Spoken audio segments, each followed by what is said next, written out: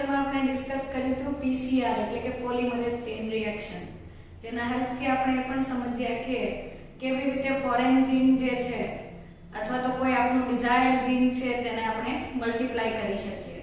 હવે આખી જે બાયોટેકનોલોજીની પ્રોસેસ કેવી રીતે થાય છે એ એકદમ શોર્ટમાં સમઅપ કરીએ તો insertion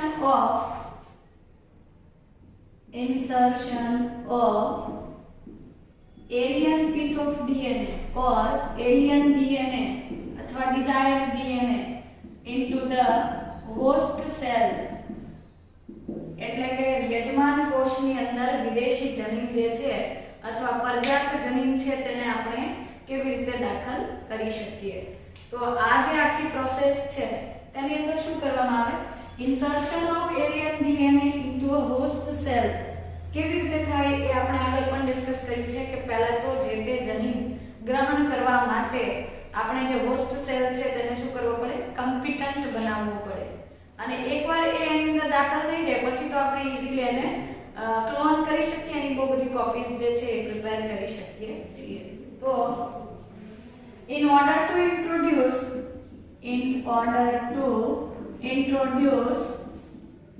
a foreign DNA or alien DNA into the host, foreign DNA or alien DNA into the host, first the host cells જે છે, first the host cells must be competent.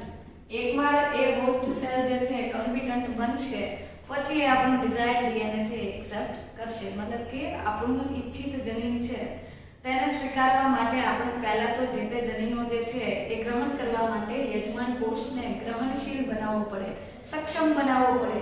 એકવાર એ ગ્રહણશીલ બને છે then the host cell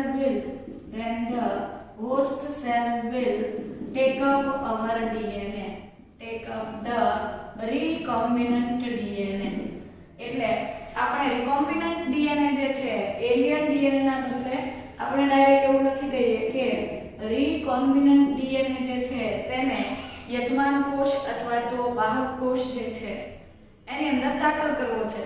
તો પહેલા આપણે શું કર્યું કે recombinant DNA તો બની ગયો. કેવી રીતે બનાવ્યો આપણે, વાહક DNA અથવા વેક્ટર DNA અને જે alien DNA બંનેને એક જ સરખા રેસ્ટ્રિક્શન ઉત્સેચકથી આપણે કટ કરીએ છીએ. ત્યારબાદ એનું લાઇગેશન કરીએ છીએ અને લાઇગેશન કર્યા પછી હોસ્ટ સેલને કમ્પિટન્ટ બનાવવો પડે કે જેથી આપણું જનીન એની અંદર દાખલ થાય.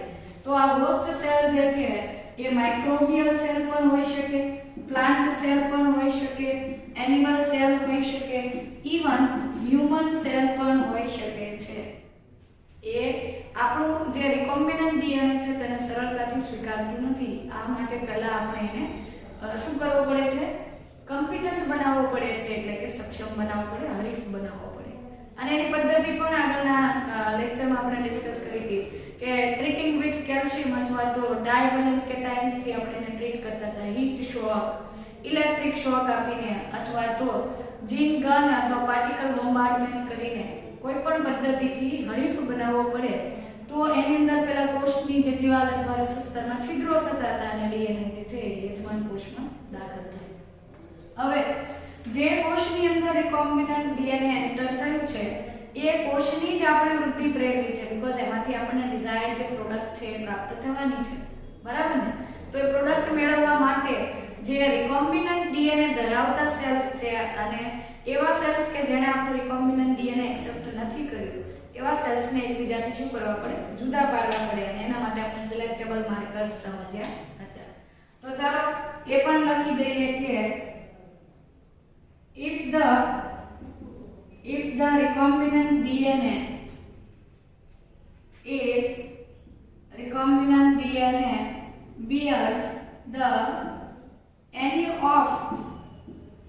bears an antibiotic resistance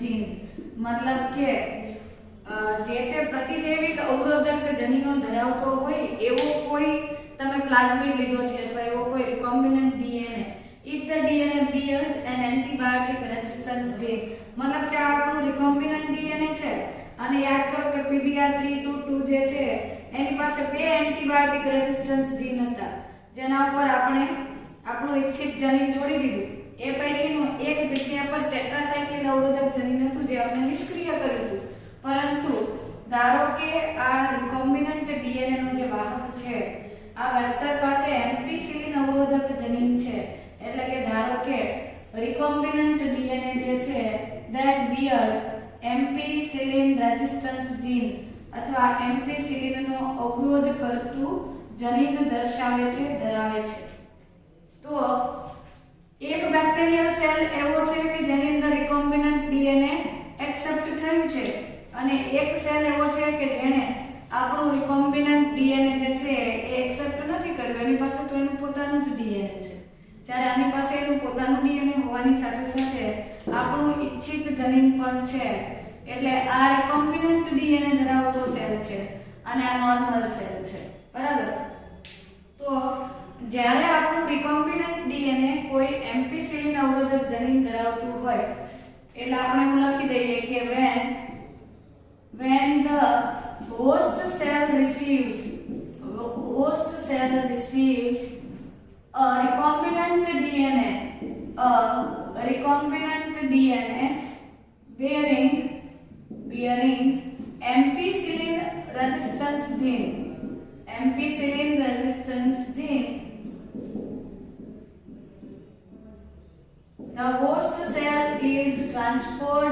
the host cell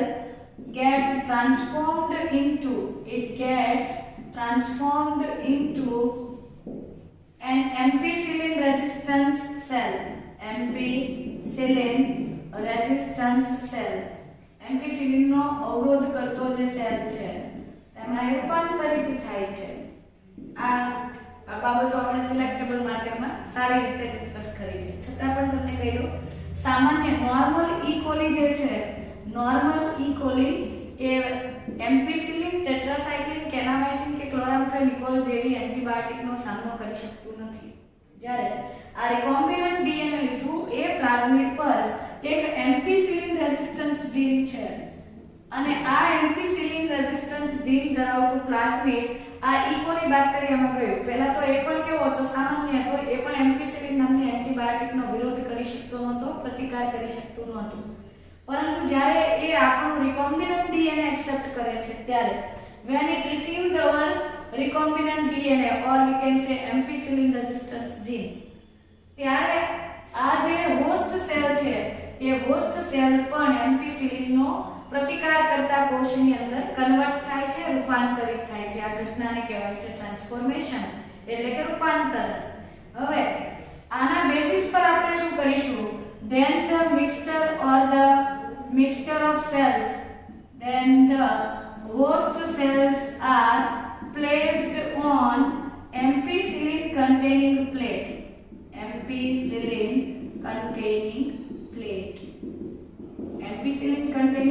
પર આપણે તેને મૂકીએ તો શું થશે ધારો કે આ એક એવી પ્લેટ છે કે જેના ઉપર એમ્પિસિલિન નામની એન્ટીબાયોટિક એની અંદર ઓલરેડી પ્રેઝન્ટ છે હવે તમે શું કરો છો હોસ્ટ સેલ જે છે તેને આપણને ખબર નથી કે કેટલા કોષોએ આપણું ડીએનએ એક્સેપ્ટ કર્યું અને કોણે આપણું ડીએનએ એક્સેપ્ટ નથી કર્યું તો એવા હોસ્ટ સેલ કે જેની પાસે પોતાનું જ ડીએનએ છે અને બીજા એવા કોષો છે કે જેની પાસે પોતાનું ડીએનએ તો છે તેની સાથે સાથે આપણું ઈચ્છિત ડીએનએ પણ છે એટલે કે રિકોમ્બિનન્ટ ડીએનએ ધરાવતા હોસ્ટ સેલ્સ જે છે એ એમ્પિસિલિન રેઝિસ્ટન્સ સેલમાં ટ્રાન્સફોર્મ થઈ ગયા છે જ્યારે આ સેલ પાસે એમ્પિસિલિનનો વિરોધ કરતું એનો પ્રતિકાર કરતું કોઈ પણ જનીન હાજર ન હોવાના લીધે આ સેલ જે છે એ એમ્પિસિલિન નામની એન્ટીબાયોટિક દવા ધરાવતી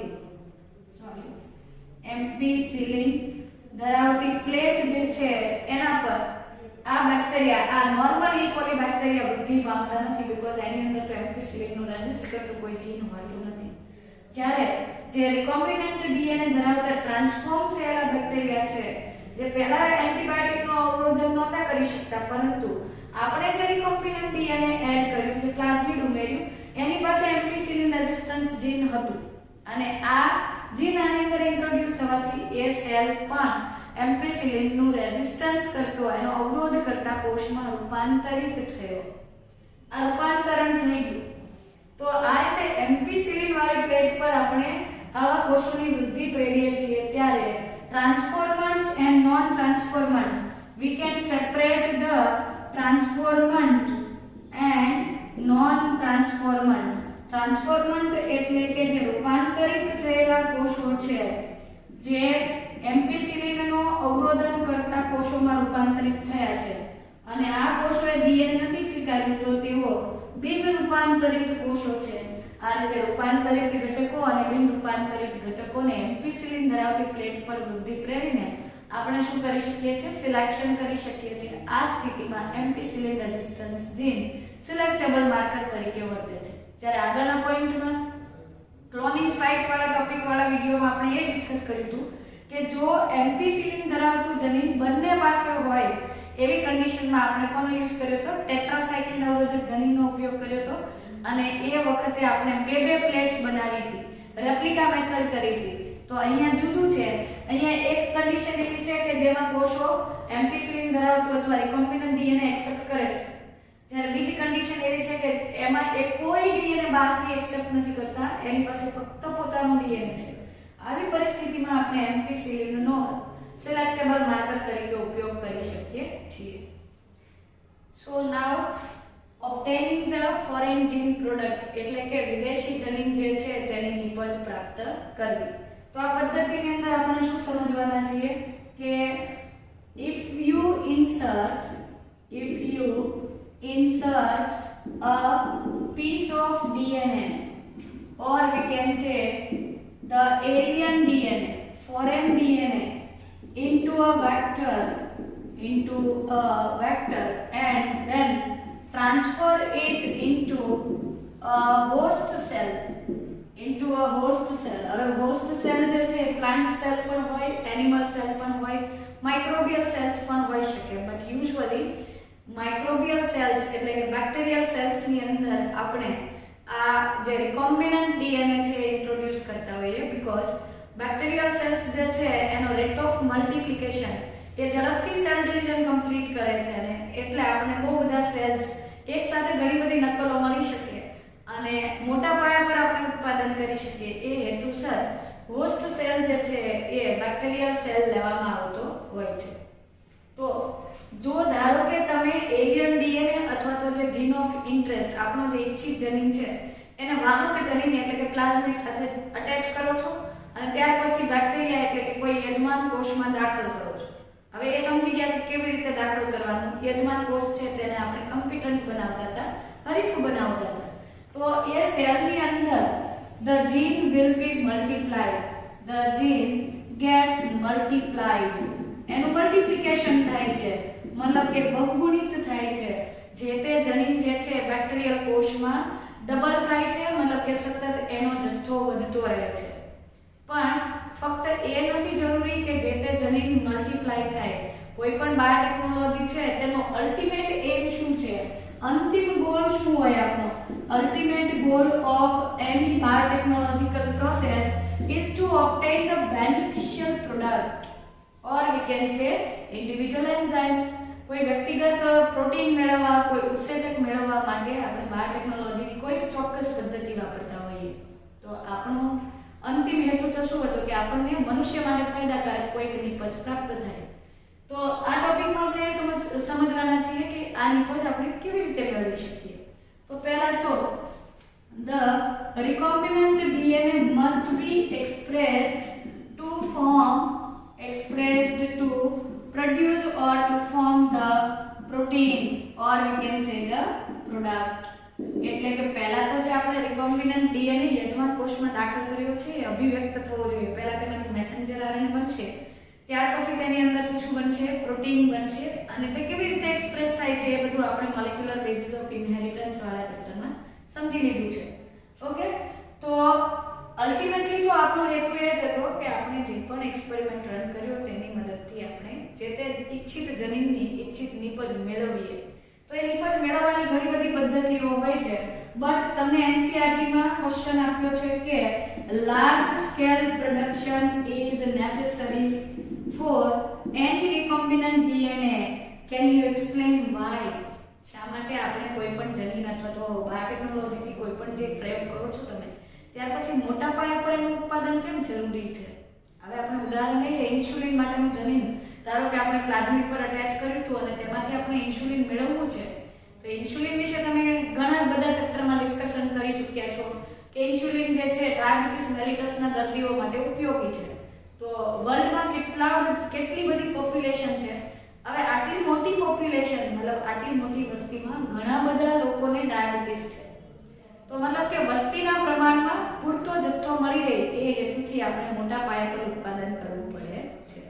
બીજો બેનિફિટ એ પણ છે કે તમે જેટલું પ્રોડક્શન કરશો, તમે જેટલી એની ઉપજ જે છે એ પ્રાપ્ત કરશો વધુ જથ્થામાં, એટલું એનું વેચાણ વધારે થશે. જેટલું વેચાણ વધારે થશે એટલું આર્થિક રીતે આપણને ફાયદો વધારે મળે.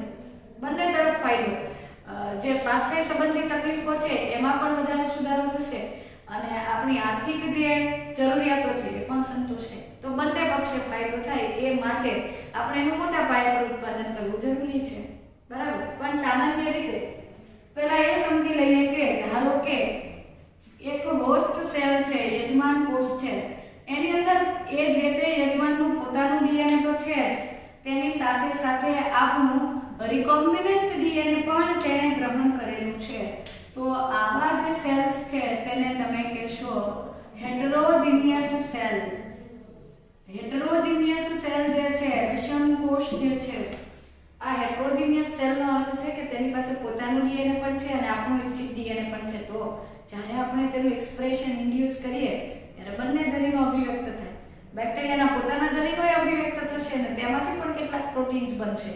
આપણે દાખલ કરેલું જે જનીન છે એ પણ અભિવ્યક્ત થશે, તેમાંથી પણ પ્રોટીન બનશે. એટલે આવું જે પ્રોટીન, આપણું ઈચ્છિત પ્રોટીન જે બને છે તેને આપણે કહીશું રિકોમ્બિનન્ટ પ્રોટીન. બરાબર. તો રિકોમ્બિનન્ટ પ્રોટીન કોને કહેવાય? રિકોમ્બિનન્ટ પ્રોટીન જે છે એ કોને કહી શકાય? recombinant protein if any protein encoding gene is expressed in a heterogeneous or heterogeneous host, the desired protein is known as recombinant one. જ્યારે આપણે કોઈ if any protein encoding gene મતલબ આપણે જે રિકોમ્બિનન્ટ ડીએનએ માં તમે દાખલ કરેલું ઈચ્છિત જનીન જે છે કે જે કોઈ ચોક્કસ પ્રોટીન માટેનું જવાબદાર જનીન છે, એટલે ધારો કે ઇન્સ્યુલિન માટેનું જનીન, if any protein encoding gene, આ તો ફક્ત શું હતું? જનીન હતું, એટીજીસી નો ક્રમ હતો કે જે ઇન્સ્યુલિન બનવા માટેની માહિતી આપતો હતો. હજુ તો તેમાંથી મેસેન્જર બનશે, મેસેન્જર આરએનએ બન્યા પછી પ્રોટીન બનશે, પછી તે ઇન્સ્યુલિન સ્વરૂપમાં કન્વર્ટ થશે, જે પછીના ચેપ્ટરમાં આપણે સારી રીતે સમજવાના છીએ. તો if any protein encoding gene is expressed in a heterogeneous host, heterogeneous host મતલબ કે જેની પાસે બંને પ્રકારના જનીનો છે, તો આવી કન્ડિશનમાં આપણું જે પ્રોટીન મળે છે એ પ્રોટીનને આપણે રિકોમ્બિનન્ટ પ્રોટીન કહીશું. અને બાકીનું જે છે એ તો બેક્ટેરિયાનું સ્વજાત પ્રોટીન હશે, તેનું પોતાનું પ્રોટીન છે, એ તો બેક્ટેરિયલ સેલ માટે નેસેસરી છે ને, અધરવાઇઝ તો બેક્ટેરિયાનો કોષ જે છે સર્વાઇવ નહીં કરી શકે. તો જે બાકીના પ્રોટીન છે એ બેક્ટેરિયાના સ્વજાત પ્રોટીન છે અને તમારું જે ઈચ્છિત પ્રોટીન, ઈચ્છિત જનીન એક્સપ્રેસ થઈને જે પ્રોટીન બન્યું એ આપણું રિકોમ્બિનન્ટ પ્રોટીન ગણાય છે. ઓકે. હવે આપણે જ્યારે આ એક્સપેરિમેન્ટ સમજતા હોઈએ ત્યારે ઇન લેબોરેટરીની અંદર તમે કોઈ એક્સપેરિમેન્ટ કરો છો ત્યારે તો આવું પ્રોટીન જે છે એ સ્મોલ સ્કેલ પર પ્રોડક્શન થતું હોય, નાના પાયા પર તેનું ઉત્પાદન થતું હોય છે. લેબોરેટરીમાં એટલે કે પ્રયોગશાળામાં પ્રયોગ કરતી વખતે આપણે આ બધી વસ્તુ શીખતા હોઈએ છીએ અને એનું જે તે જનીન છે તેનું અભિવ્યક્તિ થઈને મળતું પ્રોટીન ખૂબ ઓછી માત્રામાં મળે છે. આ ફક્ત આપણે સમજવા માટે, ટ્રાયલ માટે કરી રહ્યા હોઈએ છીએ. જ્યારે મેથડ અથવા પદ્ધતિ એકદમ સક્ષમ બને, સફળ બને, એક્સેપ્શન રહિત બને ત્યારે આપણે એનું મોટા પાયા પર ઉત્પાદન કરીએ છીએ. તો પ્રયોગશાળામાં થતું ઉત્પાદન છે સ્મોલ સ્કેલ પર થતું હોય અને ઇન્ડસ્ટ્રીયલ લેવલ પર ઔદ્યોગિક સ્તરે થતું ઉત્પાદન છે. At industrial level the production is at commercial scale, અને કમર્શિયલ સ્કેલ પર થતું હોય ત્યારે આપણે એવું કહીએ કે લાર્જ સ્કેલ પર પ્રોડક્શન થતું હોય છે, મોટા પાયા પર ઉત્પાદન થતું હોય છે. અને મોટા પાયા પર ઉત્પાદન કરવા માટે સીધી વસ્તુ છે કે કોનિકલ ફ્લાસ્ક અથવા બ્યુરેટ કે પીપેટની મદદથી અથવા તો તમે બીકરની અંદરથી કે કસનળીની અંદરથી તમે પ્રોડક્ટ નહીં મેળવી શકો. એના માટે તમારે મોટા પાયા પર ઉત્પાદન કરવા મોટી ટેન્ક બનાવવી પડે, ફર્મેન્ટર જેવી, જેમાં ફર્મેન્ટેશન થતું હોય એવી ટેન્કને ફર્મેન્ટર તરીકે ઓળખવામાં આવે છે. અહીંયા આપણે જે ટેન્ક વાપરવાના છીએ એ ટેન્કને આપણે કહીશું બાયોરિએક્ટર. બાયોરિએક્ટરના પ્રકાર સમજાવી દઉં પછી તમને બે પ્રકારના કલ્ચર, બે પ્રકારના સંવર્ધન સમજાવીશ જે બહુ ઇન્ટરેસ્ટિંગ છે. પહેલો પ્રશ્ન છે કે બાયોરિએક્ટર એટલે શું? ચાલો તો કહી દઉં. Bioreactor is a vessel. વેસલનો અર્થ છે કે એક પાત્ર છે, એની અંદર એક કન્ટેનર છે. Bioreactor is a vessel or it is a container in which the raw materials are biologically converted into in which the raw material are biologically converted into products or individual enzymes by using microbial cells or bacterial cells, plant cells, animal cells or even human cells. તો આ થઈ ગઈ આપણી જૈવિક ભઠ્ઠી અથવા બાયોરિએક્ટરની definition. Bioreactor અથવા જૈવ ભઠ્ઠી જે છે એક એવું પાત્ર છે, એક એવું કન્ટેનર છે કે જેની અંદર આપણે જૈવિક પ્રક્રિયાઓ દ્વારા જે રો મટીરીયલ છે, જે પ્રક્રિયાર્થીઓ છે તેનો સૂક્ષ્મ જીવો, વનસ્પતિ, પ્રાણી કે મનુષ્યના કોષોની મદદથી એને આપણે નિપજોમાં ફેરવીએ છીએ. મતલબ કે જે પ્રક્રિયાર્થીઓ હતા તેને નિપજમાં કન્વર્ટ કરવા માટે આપણે microbial cell, plant cell, animal cell કે ઇવન હ્યુમન સેલ્સનો ઉપયોગ કરીએ છીએ. પણ જનરલી કોનો યુઝ થતો હોય છે? માઇક્રોબિયલ સેલ્સનો થતો હોય છે, બીકોઝ એની જે મશીનરી છે એકદમ સિમ્પલ હોય છે અને મોટા પાયા પર ઉત્પાદન કરવા માટે એનું બહુગણન થવાનો તબક્કો બહુ સ્પીડમાં છે. 20 જ મિનિટમાં E. coli બેક્ટેરિયા ડબલ થઈ જાય છે. આથી આપણે સૂક્ષ્મજીવોને વધારે પ્રિફર કરતા હોઈએ છીએ. તો ચાલો તમને ઝડપથી એ જૈવ ભઠ્ઠી અથવા બાયોરિએક્ટર કેવું હોય છે એ સમજાવી દઉં.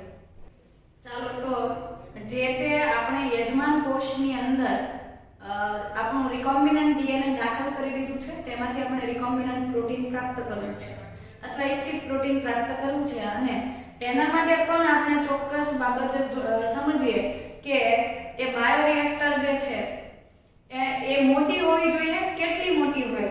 સામાન્ય રીતે જૈવ ભઠ્ઠી અથવા બાયોરિએક્ટર એક ટેન્કર છે અથવા કન્ટેનર છે. તો બાયોરિએક્ટર જે છે એક કન્ટેનર છે કે જેની અંદર 100 to 1000 લીટર જેટલો તમે કલ્ચર મીડિયમ ભરી શકો છો. ઈવન કેટલાક કન્ટેનર આનાથી વધારે ક્ષમતા ધરાવતા હોય છે. તો 1000 લીટર જેટલા મોટા પાયા પર ઉત્પાદન કરવા માટે આપણે ખૂબ જ ચોક્કસાઈથી કાર્ય કરવું પડે છે. તો બાયોરિએક્ટર જે છે એક એવું સાધન છે, એક એવું પાત્ર છે કે જેની અંદર આપણે આપણા ઇચ્છિત જનીનની નિપજો પ્રાપ્ત કરવાના છીએ. તો બે પ્રકારના બાયોરિએક્ટર છે, જેમાંનો પહેલો ટાઈપ છે સિમ્પલ સ્ટર્ડ ટેન્ક બાયોરિએક્ટર. અને સિમ્પલ સ્ટર્ડ ટેન્ક બાયોરિએક્ટર જે છે એનો નીચેનો જે તળિયાનો ભાગ છે એ કર્વડ હોય છે, ફ્લેટ હોતો નથી. આ રીતે આમ થોડો વળેલો હોય છે. અને આવું જે બાયોરિએક્ટર ટેન્ક છે અથવા આ જે કન્ટેનર છે એ કન્ટેનરની અંદર વધારે માત્રામાં તમે સંવર્ધન માધ્યમ જે છે ભરી શકો છો. અને એની અંદર આ સંવર્ધન માધ્યમના જે પણ પદાર્થો છે એ સારી રીતે દરેક જગ્યાએ એકસરખી સાંદ્રતા જળવાય તે માટે મોટર સાથે જોડેલો એક ફ્લેટ પ્લેટ્સ ધરાવતો ઇમ્પેલર લગાવેલો હોય છે. તો ધારો કે આ એક સળિયો છે અથવા તો દંડ છે, ઇમ્પેલર છે, અને આ ઇમ્પેલરને આપણે કનેક્ટ કરી દઈએ છીએ મોટર સાથે. તો અહીંયા એક જ મિનિટ, આ બાયોરિએક્ટર જે છે એને આપણે અહીંયા લખી દઈએ બાજુમાં. આ જે બાયોરિએક્ટર છે તેના ઉપર એક મોટર ગોઠવી દેવામાં આવે છે અને મોટર જે છે તેના પર રીડિંગ માટે કે દર્શક અથવા સૂચક જે છે એ આવશે અને આ એનો ઇન્ડિકેટર હશે કે કેટલી સ્પીડમાં પેલું મટીરીયલ જે છે રોટેટ થઈ રહ્યું છે. તો એ સ્ટર કરતો હોવાથી આ ટેન્કનું નામ છે simple stud bioreactor. Simple stud bioreactor એટલે સામાન્ય રીતે મિશ્રણ થાય છે. સ્ટર થવું એટલે સતત એ મિશ્રણ જે છે એને રોટેટ કરવું અને એ રીતે બધા જ પદાર્થોની સાંદ્રતા આખા કન્ટેનરની અંદર એક સરખી મેન્ટેન કરવી. ઓકે, આ જે ફ્લેટ બ્લેડેડ આના ઉપર આવી એમ ચક્રો ગોઠવેલા હશે અને સામાન્ય રીતે કન્ટેનર આખું નથી ભરવાનું, એને 3/4 જેટલું ભરીને ઉપર થોડી જગ્યા રાખવામાં આવે છે જેથી કરીને જ્યારે એ સ્ટીમના લીધે અથવા સતત ફરવાના લીધે ફોર્મ ક્રિએટ થશે, ફીણ ઉત્પન્ન થશે, તો એ ફીણને નાશ કરવા માટે ફોર્મ બ્રેકર આવેલું હશે. ત્યાર પછી બાકીના જે ઇમ્પેલર્સ જે છે એ આ રીતે ફ્લેટ બ્લેડેડ અથવા ફ્લેટ બ્લેડ ચપટી બ્લેડ્સ ધરાવતા ઇમ્પેલર્સ ગોઠવેલા હોય છે અને આ ઇમ્પેલર્સ જે છે એ સળિયા સાથે જોડાયેલા છે અને આપણે એના મદદથી આ જે મિક્સચર છે એને કન્ટિન્યુઅસલી શું કરી શકીએ છીએ? રોટેટ કરી શકીએ છીએ. ચાલો, તો આ થઈ ગયું આપણું સિમ્પલ સ્ટર્ડ કન્ટેનર અથવા બાયોરિએક્ટર. તો હજુ એક દોરી શકાય, પણ ચાલો આપણે એટલું સમજી લીધું કે આ વચ્ચે દોરેલો જે ફોર્મ બ્રેકર છે એ અહીંથી જ્યારે આ રોટેટ થશે ફ્લેટ બ્લેડેડ ઇમ્પેલર, આ ઇમ્પેલર જ્યારે રોટેટ થાય છે, ગોળ ગોળ ફરે છે, કોની મદદથી? આ મોટરની મદદથી એ રોટેટ થાય છે. આ સિવાય આ જે કન્ટેનર છે અથવા તો બાયોરિએક્ટર છે તેની સાથે આપણે થર્મોમીટર પણ ગોઠવેલો હશે કે જેથી આપણને ટેમ્પરેચર ખબર પડે.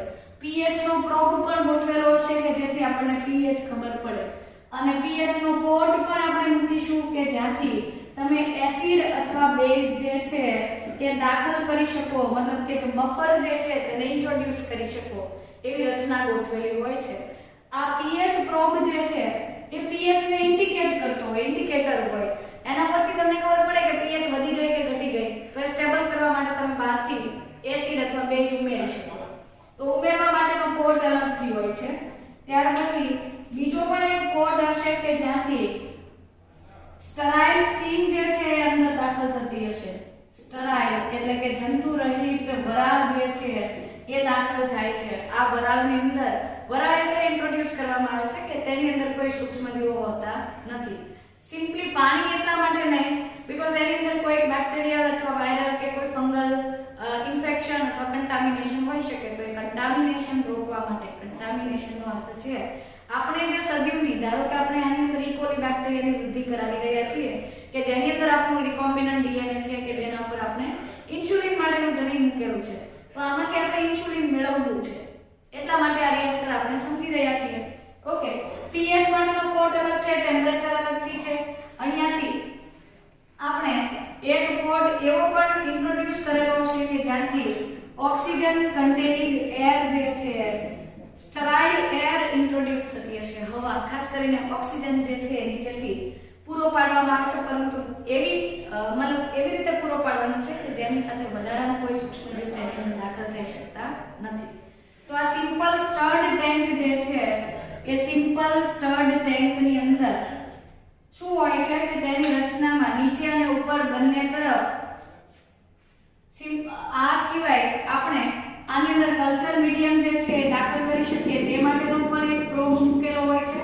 કલ્ચર મીડિયમ, ઇનોક્યુલમ પણ તમે દાખલ કરી શકો છો. એટલે ઇનોક્યુલમ મતલબ કે તમારે જે સૂક્ષ્મજીવની વૃદ્ધિ કરાવી છે થોડાક સૂક્ષ્મજીવો તેમાં તમે નાખો. એટલીસ્ટ એક ઇકોલી બેક્ટેરિયા કે જે રિકોમ્બિનન્ટ ડીએનએ ધરાવે છે તેને આપણે રિએક્ટર અથવા બાયોરિએક્ટરની અંદર દાખલ કરીએ. ત્યાર પછી આ કલ્ચર મીડિયમ જે છે એ કલ્ચર મીડિયમ અથવા સંવર્ધન માધ્યમ જે છે એની અંદર proper temperature, pH, oxygen, nutrient, carbon source એટલે શર્કરાઓ જેની અંદરથી એક ગ્લાયકોલિસિસ ક્રેબ્સ સાયકલ ઓક્સિડેટિવ ફોસ્ફોરિલેશન થઈ અને એટીપી સ્વરૂપે ઉર્જા મેળવશે અને વૃદ્ધિ પામશે, બહુગુણિત થશે અને બહુગુણન થઈ અને એ આપણું ઇચ્છિત પ્રોટીન બનાવશે. તો આ રીતે આ સિમ્પલ સ્ટર્ડ બાયોરિએક્ટર જે છે, સિમ્પલ સ્ટર્ડ બાયોરિએક્ટર જે છે, આ બાયોરિએક્ટર એક મોટું ટેન્કર છે, કન્ટેનર છે અને એ મોટું કન્ટેનર જે છે તેની અંદર 1000 થી અથવા 100 થી 1000 લીટર જેટલી ક્ષમતા છે ન્યુટ્રિયન્ટ મીડિયમને ભરવાની, પોષક તત્વયુક્ત ભરવાની આટલી ક્ષમતા ધરાવે છે. આ સિમ્પલ સ્ટર્ડ બાયોરિએક્ટર જે છે તેનો લોઅર સરફેસ જે છે એ કેવી છે? કર્વ્ડ છે. It has the curved lower surface, વળેલી સપાટી ધરાવે છે અને એના લીધે પણ આ ટેન્કરની સપાટી મોટી હોવાના લીધે અને નીચેનો ભાગ વળેલો હોવાથી વધારે માધ્યમ સમાય છે અને વધારે એ સંવર્ધન માધ્યમ જે છે એને સારી રીતે મિક્સ કરી શકાય, દરેક જગ્યાએ એક સરખી સાંદ્રતા જાળવી શકાય એ માટેની ફેસિલિટી પ્રોવાઈડ કરે છે. So curved surface and it also facilitates the mixing of or rotation or mixing of the culture medium and the ingredients. એની અંદર તમે જે પ્રક્રિયાર્થીઓ નાખેલા છે બધાને એક સરખું જાળવે છે. સંવર્ધન માધ્યમ અથવા કલ્ચર મીડિયમ જે છે મોસ્ટલી લિક્વિડ હોય છે, એક પ્રવાહી હોય છે કે જેની અંદર શુગર્સ અથવા તો કાર્બન સોર્સ નાખેલો હોય છે જેની મદદથી બેક્ટેરિયાને પોષણ મળવાનું છે. ત્યાર પછી ઓક્સિજન પ્રોવાઈડ કરવામાં આવે છે, પીએચ, ટેમ્પરેચર અને આ રીતે આ બધા જ પદાર્થોને કન્ટિન્યુઅસલી મોટરથી રોટેટ કરવામાં આવે છે, સ્ટરિંગ કરવામાં આવે છે. આ સ્ટીયરિંગ કરવું અથવા સ્ટર કરવું એટલે સતત એને ગોળ ગોળ જે છે એ રોટેટ કરવાથી બધા જ પોષક તત્વો એક સરખા જળવાય છે આખા કન્ટેનરમાં, બરાબર. અને ત્યાર પછી જે તે કોષોને યોગ્ય પરિસ્થિતિ એટલે આપણે એવું કહીએ કે એની અંદર ઓપ્ટિમમ કન્ડિશન્સ પ્રોવાઈડ કરવામાં આવે છે. ઓપ્ટિમમ કન્ડિશન્સ એટલે કે ઇષ્ટતમ પરિસ્થિતિ પૂરી પાડવામાં આવે છે અને ઇષ્ટતમ પરિસ્થિતિ પૂરી પાડવાના લીધે આ બાયોરિએક્ટર જે છે તેની અંદર પેલા ઇકોલાઈ બેક્ટેરિયા જે છે વૃદ્ધિ પામે છે અને વૃદ્ધિ પામે છે અને તેની સાથે સાથે આપણું જનીન પણ બહુગુણિત થાય છે, અભિવ્યક્ત થઈને પ્રોટીન બને છે જેને આપણે પછી શું કરીશું? અલગીકૃત કરીશું અને ભવિષ્યમાં ઉપયોગ માટે એને પ્રિઝર્વ પણ કરીએ છીએ, સંગ્રહિત કરીએ છીએ. તો આ સિમ્પલ સ્ટર્ડ ટેન્ક હતી. હવે હું તમને એના જેવી બીજી એક ટેન્ક છે જેને આપણે કહીએ છીએ સ્પાર્સ્ડ સ્ટર્ડ ટેન્ક. આ સ્પાર્સ્ડ સ્ટર્ડ ટેન્ક છે તેની અંદર સ્પાર્જર ગોઠવવામાં આવે છે એટલા માટે શબ્દ લીધો છે સ્પાર્સ્ડ સ્ટર ટેન્ક. આ જે ટેન્ક છે તેની અંદર પણ ઇમ્પેલર મૂકેલો હોય છે બટ આની અંદર ઓન્લી એક જ બ્લેડ છે અને એનો શેપ ફ્લેટ નથી, બલ્જ થયેલો છે, ઉપસેલી સપાટી ધરાવતું આ એક જ ભાગ છે. ઓબ્વિયસલી આને પણ એક મોટર સાથે જોડેલું હોય છે અને આ મોટર જે છે એ રોટેટ મતલબ ઓન કરશો ત્યારે એ લગાતાર જે છે એ રોટેટ થશે. રોટેટ થવાની સાથે સાથે આમાં પણ ન્યુટ્રિયન્ટ મીડિયમ જે છે એ 3/4 ભરવાનું છે, આખું નથી ભરી દેવાનું, પરંતુ આની નીચે એક સ્પાર્જર ગોઠવેલું હોય છે અને સ્પાર્જર જે છે એ છિદ્રોયુક્ત સપાટી ધરાવે છે અને અહીંયાથી આ છિદ્રો પર અહીંયાથી એરેશન પસાર થતું હોય છે. બાકી બધી મેથડ સરખી છે, આમાં પણ પોષક તત્વો, પીએચ, તાપમાન બધું જળવાય છે. ફરક એટલો છે કે પહેલા એમાં ફ્લેટ બ્લેડેડ ઇમ્પેલર હતો અને બહુ બધું બ્લેડ્સ ના લીધે લગાતાર રોટેટ થતું હતું અને પ્રોડક્ટ મળતી હતી. જ્યારે આની અંદર શું છે કે રોટેટ કરતું જે ઇમ્પેલર છે તેની સાથે એક જ બ્લેડ છે અને એ પણ ફ્લેટ નથી. તો એના માટે અલગથી આપણે શું અરેન્જ કર્યું છે? સ્પાર્જર અરેન્જ કર્યું છે. સ્પાર્જર જે છે it will release the bubble, air bubble release કરે છે, પરપોટા મુક્ત થાય છે અને પરપોટા જે છે એક જ મિનિટ, આ પરપોટા જે છે એની સપાટીના લીધે it increases the oxygen transfer. Oxygen transfer જે છે, ઓક્સિજનનું વહન જે છે એ આખી કન્ટેનરની અંદર અથવા તો આ જે ટેન્ક છે એની અંદર સારી રીતે થઈ શકે તે માટે બબલ્સ જે છે એની એક અલગથી મેથડ હોય છે. આ બબલ્સ લગાતાર ઉપર જાય છે, પરંતુ એ લગાતાર ઉપર જઈ અને આ સપાટી ઉપર એકબીજા સાથે અથડાઈને તૂટે છે. એ ફીણ નથી બનાવતા. આને બ્રેક કરવા માટે કોઈ અલગ સુવિધા કરવી પડતી નથી અને આ રીતે તે પણ ગેસ એન્ટ્રેનમેન્ટ કરે છે. મતલબ કે ગેસ એન્ટ્રેનમેન્ટ થાય છે. ગેસ એન્ટ્રેનમેન્ટ મતલબ કે વાયુ વિનિમય માટેની સપાટીમાં શું થાય છે? વધારો થાય છે. તો લગાતાર આ ટેન્કરની અંદર સ્પાર્જરથી એર અંદર દાખલ થતી રહે છે અને એરેશનના લીધે, બબલ્સના લીધે આખા જે ટેન્કની અંદર જેટલું પણ તમે પ્રવાહી લીધું છે એની સાંદ્રતા બધી જગ્યાએ એક સરખી જળવાય છે. બટ ધ મોસ્ટ કોમન, સૌથી વધારે વપરાતું ટેન્ક આ છે, એટલે કે સિમ્પલ સ્ટર્ડ બાયોરિએક્ટર વધારે વપરાય છે. સ્પાર્જ્ડ બીજો પ્રકાર હતો સ્પાર્જર વાપરતી આ ટેન્કને કહેવાય છે સ્પાર્જ્ડ સ્ટર્ડ ટેન્ક. આ સ્ટર્ડ ટેન્ક અથવા બાયોરિએક્ટર તો છે જ, મતલબ આમાં પણ સ્ટરર હોય જ છે. સ્ટરર એટલે કે તેને રોટેટ કરતો એક સળિયો. તો આમાં પણ સ્ટર કરવામાં આવે છે, રોટેટ કરવામાં આવે છે ફ્લુઇડને, આમાં પણ થાય છે. પણ આની અંદર ફ્લેટ બ્લેડેડ સરફેસ હતી, આની અંદર બલ્જ થયેલી ઉપસેલી સપાટી હતી. આમાં બહુ બધા આવા ચક્રો આપણે ગોઠવેલા હતા. આની અંદર એક જ છે. આમાં એડિશનલ સપ્લાય કોણ છે? સ્પાર્જર છે. આની અંદરથી બબલ્સના લીધે ઓક્સિજન જે છે અથવા ગેસિયસ એક્સચેન્જ જે છે એ વધારે થઈ શકે છે અને આની અંદર પણ ગેસિયસ એક્સચેન્જ થઈ શકે, બટ આમાં વધારે આ રોટેશન થવાના લીધે ફોર્મ બને છે, ફીણ બને છે. ફીણને તોડવા માટે અલગથી એક ફોર્મ બ્રેકર મૂકેલો હોય છે. પરંતુ મોટા પાયા પર આ ટેન્ક જે છે એનો નીચેની સરફેસ કર્વડ હોય છે, આની નીચેની સરફેસ જે છે એ ફ્લેટ હોય છે. સિમ્પલ સ્ટર્ડ ટેન્કની નીચેની સરફેસ કેવી છે? કર્વડ છે, વળેલી છે. આની સીધી અથવા સપાટ હોય છે. આમાં વધારે માત્રામાં તમે પ્રવાહી ભરી શકો છો અને લાર્જ સ્કેલ પ્રોડક્શન જે છે એ પ્રાપ્ત કરી શકાય છે. તો આ રીતે બાયોરિએક્ટર એક એવું પાત્ર છે, એક એવું વેસલ છે કે જેની અંદર રો મટીરીયલ દાખલ કરી બાયોલોજીકલી આપણે તેમાંથી પ્રોડક્ટ અથવા ઉત્સેચકો મેળવીએ છીએ બાય યુઝિંગ કોની મદદથી? વનસ્પતિ, પ્રાણી કે મનુષ્યના કોષો અથવા સૂક્ષ્મજીવો, ખાસ કરીને બેક્ટેરિયાના કોષોની મદદથી આપણે પ્રોડક્ટ પ્રાપ્ત કરીએ છીએ. તો આ બે પ્રકારની ટેન્ક થઈ ગઈ અથવા કન્ટેનર થઈ ગઈ. બાયોરિએક્ટરના બે ટાઈપ, સિમ્પલ સ્ટર્ડ ટેન્ક અને સ્પાર્જ્ડ સ્ટર્ડ ટેન્ક. પણ આ જે છે એની કમ્પેરિઝનમાં આમાં વધારે સપાટીનું ક્ષેત્રફળ હોવાથી આ ટેન્કર જે છે કન્ટેનર જે છે એ વધારે વપરાય છે.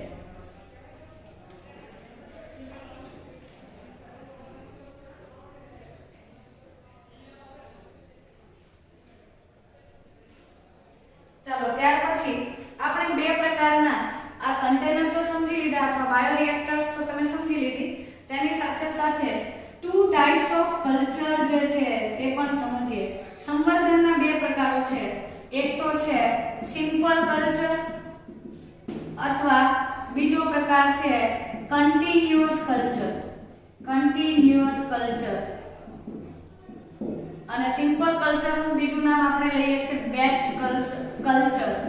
Batch culture. તો સિમ્પલ અથવા બેચ કલ્ચર જે છે એની પદ્ધતિ સમજીએ તો બહુ ઈઝી છે.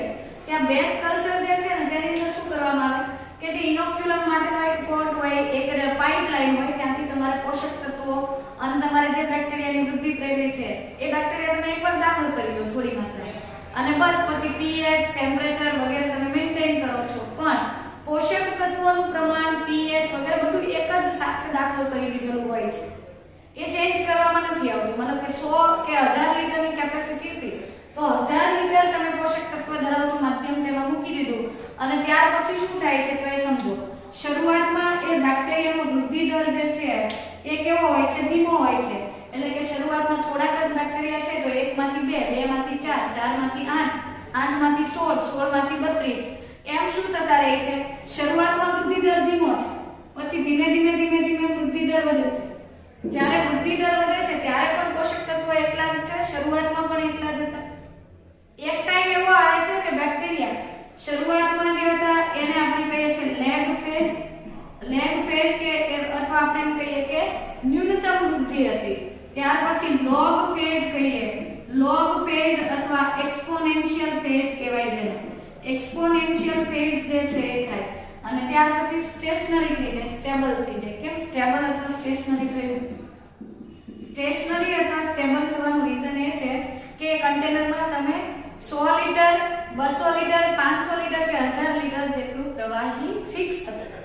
હવે તમે કોઈ નવું કલ્ચર મીડિયમ વાપરતા નથી. ઉલટાનું હવે તો શું થશે, આ કલ્ચર મીડિયમમાં પેલા બેક્ટેરિયામાંથી કેટલાક ઉત્સર્ગ પદાર્થો પણ રિલીઝ થયા હશે અને પોષક તત્વો ધીરે ધીરે ઘટવા માંડે છે. એટલે શરૂઆતમાં વૃદ્ધિ દર થોડો ધીમો છે, પછી વધી જાય છે અને પછી વૃદ્ધિ થતી નથી. એટલે આ લોગ ફેઝ અથવા એક્સપોનેન્શિયલ ગ્રોથ ફેઝ જે છે ત્યાં બેક્ટેરિયાનો વૃદ્ધિ દર મહત્તમ હોય છે અને એ તબક્કે આપણને પ્રોટીન પ્રાપ્ત થવાની સંભાવના પણ મહત્તમ છે. પણ ગેરફાયદો એ છે કે આપણે એક જ વાર દાખલ કર્યું છે તો કોઈક વખત ઓછું મળે છે, થોડી વાર તમને વધારે પ્રોડક્ટ મળે છે અને થોડી વાર ઓછી મળે છે. પછી એન્ડિંગમાં તમે શું કરો છો કે એવું લાગે કે હવે ગ્રોથ થતો બંધ થઈ ગયો છે અથવા અમુક ટાઈમ થઈ ગયો, હવે આટલું માધ્યમ વપરાઈ ગયું, ત્યારે બધું માધ્યમ એકઠું કરો છો અને કાઢો છો અને ત્યાર પછી તેમાંથી નિપજ મેળવો છો. તો આમાં તમને લિમિટેડ ક્વોન્ટિટીમાં નિપજ મળશે. જ્યારે બીજી કન્ટિન્યુઅસ કલ્ચર પદ્ધતિમાં શું કરવામાં આવે, કન્ટિન્યુઅસ કલ્ચરની અંદર લગાતાર એક એવી ગોઠવણી કરવામાં આવે કે જેમાં એક છેડેથી પોષક તત્વયુક્ત પ્રવાહી દાખલ કરતું રહેવામાં આવે, ફ્રેશ મીડિયમ તમારે દાખલ કરવામાં આવે છે અને બીજા છેડેથી વપરાઈ ગયેલું મીડિયમ જે છે એ બહાર કાઢી લેવામાં આવે છે. હવે તમે બીજા છેડેથી વપરાઈ ગયેલું માધ્યમ બહાર કાઢતા રહો છો તો એ માધ્યમમાંથી તમે વારાફરતી સતત શું મેળવતા રહો છો, નિપજ મેળવતા રહો છો. અને બીજી તરફ શું થાય છે કે બેક્ટેરિયા જે છે એને સતત પોષક તત્વો વધારે માત્રામાં અને કેટલાક નવા બેક્ટેરિયા પણ આવતા હોવાના લીધે આ કન્ટિન્યુઅસ કલ્ચરમાં સતત બેક્ટેરિયા ફિઝિયોલોજીકલી, આપણે એવું લખીએ કે ફિઝિયોલોજીકલી દેહધાર્મિક દ્રષ્ટિએ physiologically the microbial cells are maintained at exponential phase. exponential phase એટલે કે મહત્તમ વૃદ્ધિનો તબક્કો જાળવવામાં આવે છે કે જ્યારે બેક્ટેરિયા મેક્સિમમ ગ્રો થાય, મેક્સિમમ વૃદ્ધિ પામે તો આપણને મેક્સિમમ તેમાંથી પ્રોડક્ટ જે છે એ પ્રાપ્ત થઈ શકે છે. આ કારણસર બેચ કલ્ચરની કમ્પેરિઝનમાં કન્ટિન્યુઅસ કલ્ચર જે છે એ વધારે ઉપયોગી ગણાય છે. જ્યારે બેચ કલ્ચર જે છે એમાં બધી વસ્તુ એક સાથે નાખવામાં આવે છે એટલે શરૂઆતમાં વૃદ્ધિ ધીમી એટલે નિપજ ઓછી મળશે, પછી વૃદ્ધિ દર વધી ગયો અને પછી પાછું સ્ટેબલ થઈ ગયું એટલે તમને મળતી પ્રોડક્ટ ઓછી મળે. જ્યારે કન્ટિન્યુઅસ કલ્ચરમાં લગાતાર તમે શું કરો, એક તરફથી ફ્રેશ મીડિયમ અને ઇનોક્યુલમને એન્ટર કરતા જાઓ, બીજી તરફથી વપરાયેલું મીડિયમ દૂર કરતા રહો છો, તો તમે વારાફરતી એનું સેપરેશન અને પ્યોરિફિકેશન પણ કરતા રહો છો અને નવું મીડિયમ અંદર ફ્રેશ તાજું માધ્યમ દાખલ થવાથી સતત બેક્ટેરિયા જે છે એક્સપોનેન્શિયલ ફેઝ પર મહત્તમ વૃદ્ધિ તબક્કે જળવાય અને મેક્સિમમ પ્રોડક્શન પ્રાપ્ત થઈ શકે છે. ચાલો તો આ થઈ ગઈ બાયોરિએક્ટર અથવા તો પ્રોડક્ટ મેળવવાની બાબત. આ રીતે જનીન અભિવ્યક્ત થાય આ તબક્કાને ખરેખર બાયોસિન્થેટિક ફેઝ પણ કહેવાય છે. બાયોસિન્થેટિક ફેઝ પર બધું જ આવી ગયું, જેમાં તમે બેક્ટેરિયલ કોષ અથવા યજમાન કોષમાં પેલું ડીએનએ દાખલ કરી દીધું, એ યજમાન કોષોને આ રિએક્ટરમાં મૂકી દીધા અને રિએક્ટરની અંદર એક્સપ્રેસ થઈ અને જનીનની નિપજ પણ મુક્ત કરી દીધી.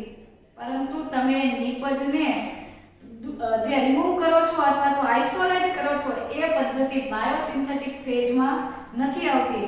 બાયોસિન્થેટિક ફેઝને અપસ્ટ્રીમ પ્રોસેસ પણ કહેવાય છે. તો અપસ્ટ્રીમ પ્રોસેસમાં આપણે ખાલી શું કરીએ છીએ, પ્રોડક્ટ બનાવીએ છીએ. પ્રોડક્ટને આપણે અલગીકૃત નથી કરતા. અલગીકરણ અને પ્યોરિફિકેશન કે વેચવા માટેની જે પણ આખી સળંગ પ્રોસેસ છે તેને આપણે કહીશું ડાઉનસ્ટ્રીમ પ્રોસેસિંગ. અપસ્ટ્રીમ પ્રોસેસિંગ બહુ લાંબી ચાલે છે કે જેની અંદર તમારે બેક્ટેરિયલ સેલ્સને કલ્ચર કરવા, દાખલ કરવા, માધ્યમ જાળવવું, તાપમાન જાળવવું, pH જાળવવું વગેરે વગેરે. હવે ડાઉનસ્ટ્રીમ પ્રોસેસિંગમાં આપણે શું કરીશું, વપરાયેલું માધ્યમ કાઢી લઈશું, એમાંથી પેલા બેક્ટેરિયા છે એને છૂટા પાડીશું, પ્રોટીનને આઇસોલેટ કરીશું, સેપરેટ કરીશું, પ્યોરિફાઈ કરીશું અને ત્યાર પછી એને પ્રિઝર્વ કરીશું અને કોમર્શિયલ વેચાણ માટે આપણે એના લગાતાર ક્લિનિકલ ટ્રાયલ્સ જે છે એમાંથી પસાર કરીએ છીએ. ચાલો તો ડાઉનસ્ટ્રીમ પ્રોસેસિંગ અથવા અનુપ્રવાહિત પ્રક્રિયાઓ, ડાઉનસ્ટ્રીમ પ્રોસેસિંગ જે છે એને અનુપ્રવાહિત પ્રક્રિયાઓ કહેવાય છે. and it is performed after the biosynthetic phase. આ બાયોસિન્થેટિક અથવા અપસ્ટ્રીમ પ્રોસેસિંગ આપણે કરી દીધું કે ભાઈ બેક્ટેરિયાનું મોટા પાયા પર ઉત્પાદન કર્યું, તેમાંથી નિપજ મળી, પણ એ આખું મિક્સચર છે આપણી પાસે. હવે આપણે એને સેપરેટ કરીશું. એટલે એની અંદરથી આપણે નિપજ મેળવવાના છીએ, પરંતુ એ નિપજ જે છે એનું આઇસોલેશન કરીશું, સેપરેશન કરીશું અને ત્યાર પછી એને પ્યોરિફાઈ. એટલે કઈ કઈ પ્રક્રિયાઓ સમાવે છે ડાઉનસ્ટ્રીમ પ્રોસેસિંગ ની અંદર? Separation of product, purification of product, મતલબ તમને જે મળેલી નિપજ છે તેને જુદી કરવી, અલગીકૃત કરવી અને ત્યાર પછી એને શું કરવી? પ્યોર કરવી, શુદ્ધ સ્વરૂપે પ્રાપ્ત કરવી. તો સેપરેશન એન્ડ પ્યોરિફિકેશન થઈ ગયા પછી આપણે એને શું કરીએ છીએ? ક્લિનિકલ ટ્રાયલ્સ માંથી પસાર કરીએ છીએ. કોઈ પણ પ્રોસેસ હોય, કોઈ પણ તમને નિપજ મળે છે, આ દરેક નિપજ જે છે it will undergo the strong quality maintaining testing. Quality maintain કરતા જે ટેસ્ટ છે તેમાંથી તમારે એને પસાર કરવું પડે. Strong testing for quality maintenance, મતલબ તમે જે પ્રોડક્ટ બનાવો છો એ ક્વોલિટી વાળી છે, કન્ટામિનેશન વગરની છે અથવા તો કોઈ પણ આડઅસર વગરની છે એ તમારે ચેક કરવું પડે. એના માટે ક્લિનિકલ ટ્રાયલ્સ કરવામાં આવે કે મનુષ્યને મળતા જે સસ્તનો છે, એપ અથવા ગોરિલા કે મંકીઝ જે છે અથવા રેટ અથવા ઉંદર કે સસલા ઉપર એનો પહેલા ટ્રાયલ થાય કે સફળ નીવડે, તેની કોઈ આડઅસર નથી, એ 100% પુરવાર થયા પછી જ મનુષ્ય ઉપર લાગુ પાડવામાં આવે છે. તો પહેલા સેપરેશન કરવું, પ્યોરિફિકેશન કરવું, ક્લિનિકલ ટ્રાયલ્સમાંથી પસાર કરવું, ક્વોલિટી મેન્ટેન કરવી વગેરે બાબતો થઈ ગયા પછી તમને સત્તાવાર મંજૂરી મળે, મતલબ કે તમે એ પ્રોડક્શન કરી શકો એ માટે તમને પરમિશન મળે. પરમિશન ન મળે ત્યાં સુધી તમે એ પ્રોડક્ટ જે છે એને વેચી શકતા નથી. એટલે લાર્જ સ્કેલ પર પ્રોડક્શન કરવાની સાથે આપણે એનું સેપરેશન અને પ્યોરિફિકેશન કરીએ, ક્લિનિકલ ટ્રાયલ્સ કરીએ, સ્ટ્રોંગ ટેસ્ટિંગ મતલબ કે ક્વોલિટી મેન્ટેન કરવા માટેની જે પણ પ્રક્રિયા છે પૂરી કરીએ અને ત્યાર પછી જ આપણે એનું કોમર્શિયલ પ્રોડક્શન કરી શકીએ છીએ, વેચાણ કરી શકીએ છીએ અને એ માટે આપણે તેનું પ્રિઝર્વેશન પણ કરવું પડે છે. એટલે કે જે તે નિપજની અંદર આપણે યોગ્ય પ્રિઝર્વેટિવ ઉમેરી અને એને એક જગ્યાએથી બીજી જગ્યાએ જંતુરહિત માધ્યમમાં હવાચુસ્ત રીતે પેકિંગ કર્યા પછી એનું વેચણી કરી શકીએ છીએ. અને એ માટે તમારે ઓથોરિટી પાસેથી મતલબ જે પણ ઓથોરાઇઝ્ડ ઇન્સ્ટિટ્યૂટ હોય તેની પાસેથી રજિસ્ટ્રેશન કરાવવું પડે અને જે તે પ્રોડક્ટ જે છે એનું પછી તમે વેચાણ અને ઉત્પાદન કરી શકો છો. ઉત્પાદન થઈ ગયું, એ સાબિત થઈ ગયું પછી મોટા પાયા પર ઉત્પાદન કરો અને અલગ અલગ વિસ્તારો સુધી એની વેચણી કરવા માટે યોગ્ય પ્રિઝર્વેટિવ એટલે કે સંગ્રાહકો ઉમેરીને એ પ્રોડક્ટ જે છે એની આપણે વેચણી કરી શકીએ છીએ. તો આ થઈ ગયું બાયોટેકનોલોજી અને એમાં કેવી રીતે આપણે નિપજો મેળવીએ છીએ, કેવી રીતે લાર્જ સ્કેલ પર પ્રોડક્શન કરવું. એના માટે બે જે બાયોરિએક્ટરના બે ટાઈપ સમજીએ, ત્યાર પછી બે પ્રકારના સંવર્ધન સમજીએ જેમાં બેચ કલ્ચર અને બીજું હતું કન્ટિન્યુઅસ કલ્ચર. ત્યાર પછી આપણે ડાઉનસ્ટ્રીમ પ્રોસેસિંગ જોઈ જેમાં નિપજો મેળવવામાં નથી આવતી, નિપજનું અલગીકરણ કરવામાં આવે છે. નિપજ મેળવવાની પ્રોસેસ તો ક્યાં થઈ ગઈ? અપસ્ટ્રીમ પ્રોસેસિંગમાં થઈ ગઈ, બાયોસિન્થેટિક ફેઝ પર થઈ ગયું. ડાઉનસ્ટ્રીમ પ્રોસેસિંગમાં તો આપણે મળેલી નિપજનું ફક્ત અલગીકરણ અને શુદ્ધિકરણ કરીએ છીએ અને એનું પ્રિઝર્વેશન કરીએ છીએ, ક્લિનિકલ ટ્રાયલ કરીએ છીએ અને એની વેચણી કરીએ છીએ. તો નેક્સ્ટ પાર્ટ જે છે તેની અંદર આગળના ટોપિકનું આપણે ડિસ્કશન કરવાના